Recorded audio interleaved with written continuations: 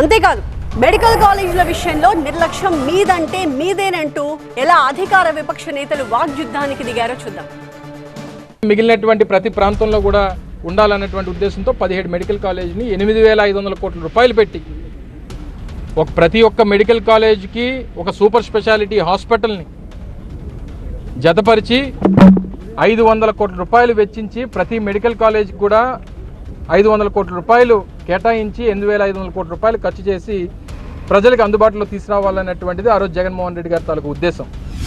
17 medical కళాశాలలు మంజూరైతే వాటిని పూర్తి చేయకుండా 5 సంవత్సరాల పాటు నిద్రపోయి ఒక్కటంటే ఒక కళాశాలను కూడా పూర్తి చేయకుండా ఇవాళ తప్పని పరిస్థితులు కేంద్రం నబార్డ్ నుంచి నిధులు రావడానికి అవకాశం ఉంది, దాని దారి మళ్ళిచ్చారు. శాస్కీ కింద నిధులు వస్తే దాని దారి మళ్ళిచ్చారు. సెంట్రలీ స్పాన్సర్ స్కీమ్ కింద వచ్చిన నిధులు మాత్రమే ఖర్చు పెట్టారు, కానీ రాష్ట్ర ఖజానా నుంచి ఒక్క పైసా ఖర్చు పెట్టకుండా ఒక్క కళాశాలను కూడా పూర్తి చేయకుండా పునాదుల స్థాయిలోనే వదిలేసి మొండిగోడుల స్థాయిలోనే వదిలేసి ఇవాళ నాణ్యమైన వైద్య విద్యను విద్యార్థులకు అందించమంటే ఎలా సాధ్యమవుతుందో ఆయన విజ్ఞతగా వదిలేస్తున్నారు.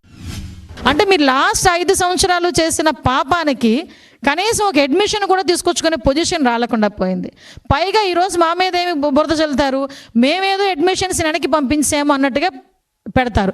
2 నెలల కాలంలో కనుక ఇన్ఫ్రాస్ట్రక్చర్ అంతా కూడా మీరు ఇస్తే డెఫినెట్గా మేము అడ్మిషన్స్ ఇస్తాము అంటే ఈజ్ ఇట్ పాసిబుల్?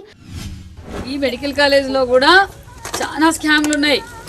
మా సత్యకుమార్ యాదవ్ గారు రెడీగా ఉన్నారు. అసెంబ్లీకి వస్తే జగన్మోహన్ రెడ్డి గారికి ఈ 17 మెడికల్ కాలేజ్ గురించి, ఆరోగ్యశ్రీని అనారోగ్యశ్రీగా ఎలా మార్చారో ఈ విషయాలన్నీ క్లారిటీగా ఉన్నాయి. మరి ఆహో ఓహో స్టీలు ఇదేనేమో చూడండి. మొదటిసారి ఎమ్మెల్యే అవగానే మంత్రి అవగానే కొత్త పిచ్చోడు పొద్దురగడు అంటారు చూసావా, ఆ విధంగా ఉంది సవిత ప్రవర్తన. తనకు ఓట్లేసి గెలిపించిన ప్రజలకి ఈరోజు మెడికల్ కాలేజీని పూర్తి చేయాల్సిన బాధ్యత మంత్రికి లేదా జిల్లాలో? ఈరోజు చంద్రబాబు నాయుడు మీద ఒత్తిడి తీసుకొచ్చి ఆ కాలేజీని పూర్తి చేయడం ఆమెకి చేత కాదు. ఈరోజు అమరావతిలో వర్షం వచ్చింది నీళ్లు తోడుతున్నామని కోట్లు వేస్ట్ చేస్తూ తినేస్తున్నారు. దాంట్లో కొంత డబ్బు తీసుకొచ్చి పూర్తి చేయొచ్చు కదా, అది చేత కాదు. పునాదుల మీద కూడా లేనటువంటి కాలేజీలని ఇవాళ పీపీపీ మోడ్లో ఒకసారి తెలుసుకోండి. పీపీపీ అంటే ప్రైవేట్ పబ్లిక్ పార్ట్నర్షిప్. ప్రైవేట్ సంస్థ కడతారు, ప్రభుత్వ నిబంధనల ప్రకారమే కాలేజీని రన్ చేస్తారు, సామాన్య ప్రజలకి సీట్లు ఇస్తారు, అతి తక్కువ రేట్లకి అక్కడ వైద్యం అసలు ఫ్రీ వైద్యం అందిస్తారు. ఇవన్నీ కూడా అక్కడ మెడికల్ సీట్స్ కూడా రాష్ట్రానికి పెరిగే అవకాశం ఉంది.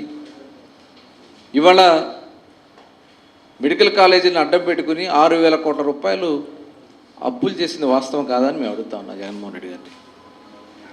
ఆ డబ్బులన్నీ ఏం చేశారు మీరు?